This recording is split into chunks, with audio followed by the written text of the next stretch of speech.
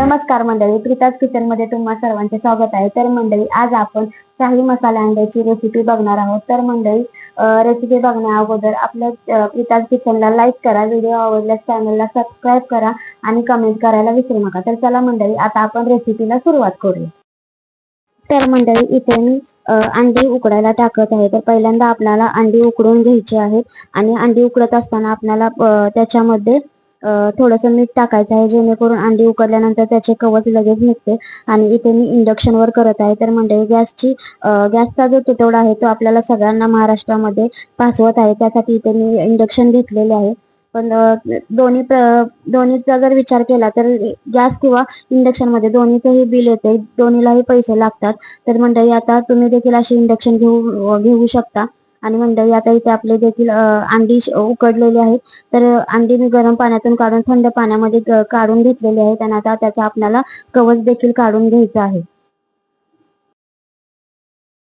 अंडी उकडत असताना आपण त्याच्यामध्ये मीठ टाकलं होतं, त्यामुळे अंडी लगेच उकडून निघतात आणि त्याचे साल देखील पटकन निघत आहे. तर तुम्हाला इथे दिसत आहे पटपट त्याचे साल व्यवस्थित वरचे कवच निघत आहे. तर सगळे अंडे मी व्यवस्थित असे साल काढून घेतलेले आहेत. आणि आता चला आपण त्यासाठी लागणारा मसाला तयार करूया. तर मसाला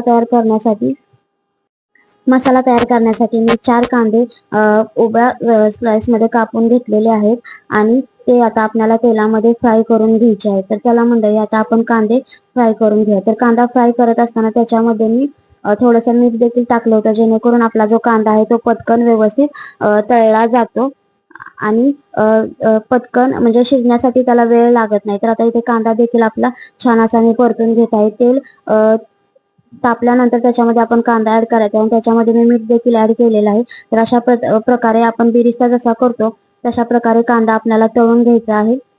इथे दिसत आहे तुम्हाला कांद्याचा हळूहळू कलर देखील बदलत आहे. तर मीठ टाकल्यामुळे कांदा पटकन शिजतो, त्यामुळे त्याच्यामध्ये मीठ टाकायचं आहे. तुम्ही मिठाऐवजी चिमटभर साखर ऍड केली तरी देखील चालू शकते. तर आता इथं आपला कांदा छान प्रकारे तळून झालेला आहे. तर आता आपण इथे इंडक्शन बंद केलेले आहे आणि त्यात तेल नितळून घेऊन कांदा मी एका बाउलमध्ये काढून घेतलेला आहे. तर तो कांदा थंड झाल्यानंतर तो आता आपल्याला मसाल्यासाठी मिक्सरच्या भांड्यामध्ये ऍड करायचा आहे. आणि इथे मी 10-12 काजू देखील भिजवून ठेवलेले होते, ते देखील मी याच्यामध्ये ऍड करत आहे. तर काजू मी अर्ध्या तासासाठी पाण्यामध्ये भिजत ठेवले होते. त्याच्यानंतर इथे 10-12 लसणाच्या पाकळ्या, 2 आल्याचे तुकडे आणि अर्धी वाटी दही ऍड केलेलं आहे.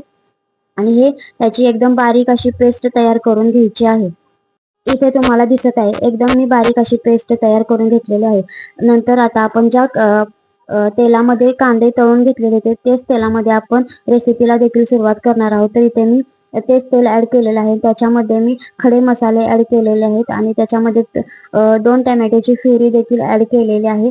टोमॅटो शिजवून घ्यायची गरज नाही, तुम्ही कच्चेच टोमॅटो मिक्सरला बारीक करून ते ऍड करायचे आहेत. त्याच्यानंतर जे आपण मसाला तयार केला होता, म्हणजे जी पेस्ट आपण काजू आणि कांद्याची केली होती ती याच्यामध्ये ऍड करून घ्यायची आहे आणि चांगली तेल सुटेपर्यंत परतून घ्यायची आहे.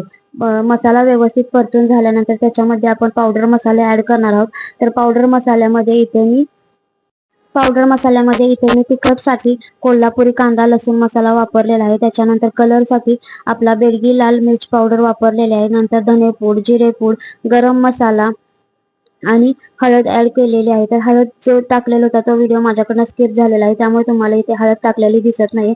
आणि त्याच्यानंतर भाजलेली धन्याची जिरेपूड देखील ऍड करायची आहे आणि सर्व मसाले व्यवस्थित भाजून घ्यायचे आहेत. आणि भाजून झाल्यानंतर तुम्हाला जशी ग्रेव्ही पाहिजे त्या पद्धतीने तुम्ही याच्यामध्ये पाणी ऍड करू शकता. इथे मी सर्व मसाले भाजून घेतलेले आहेत आणि आता आपण त्याच्यामध्ये पाणी ऍड करून मसाला छान असा शिजवून घ्यायचा आहे. आणि मसाला एका साईडला शिजतोय तोपर्यंत आपण अंडी देखील फ्राय करून घ्यायची आहे. तर अंडी फ्राय करण्यासाठी एका कढईमध्ये थोडंसं तेल घ्यायचं आहे आणि त्याच्यामध्ये तेलामध्ये हळद आणि लाल मिरची पावडर ऍड करून अंडी व्यवस्थित अशी फ्राय करून घ्यायची आहेत. आणि ती अंडी तसेच आपण या ग्रेव्हीमध्ये ऍड करून घेणार आहोत. तर ग्रेव्ही आपली शिजत आलेली आहे. तर ग्रेव्हीमध्ये इथे मी चवीनुसार मीठ देखील ऍड केलेलं आहे. मीठ तुम्ही अंदाजे ऍड करू शकता, कारण आपण कांदा तळत असताना त्याच्यामध्ये देखील मीठ ऍड केलेलं होतं. तर आता आपण आपली अंडी फ्राय करण्यासाठी घेऊयात.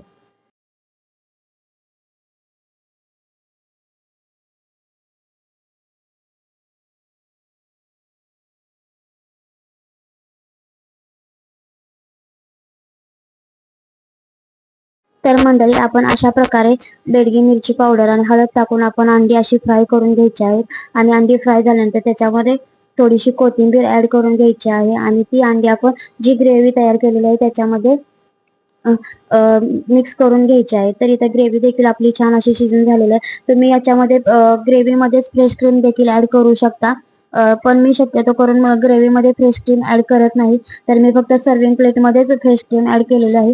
तुम्ही जर ग्रेव्ही मध्ये देखील फ्रेश क्रीम ऍड केली तरी देखील छान लागते, पण आपण काजूची पेस्ट ऍड केलेली आहे त्यामुळे ग्रेव्ही मध्ये जास्त फ्रेश क्रीम ऍड केली नाही तरी देखील चालू शकते. त्याच्यानंतर इथे मी भाजलेली कसुरी मेथीची पूड ऍड केलेली आहे आणि वरून कोथिंबीर देखील टाकून घेतलेले. तर मंडळी आता आपला शाही अंडा मसाला तयार झालेला आहे. तर मंडळी आपण एका प्लेट मध्ये सर्व करूया. तर मंडळी ही रेसिपी कशी वाटते कमेंट करून नक्की सांगा. व्हिडिओ आवडला चॅनलला लाईक करा, शेअर करा, सबस्क्राईब करा आणि कमेंट करायला विसरू नका.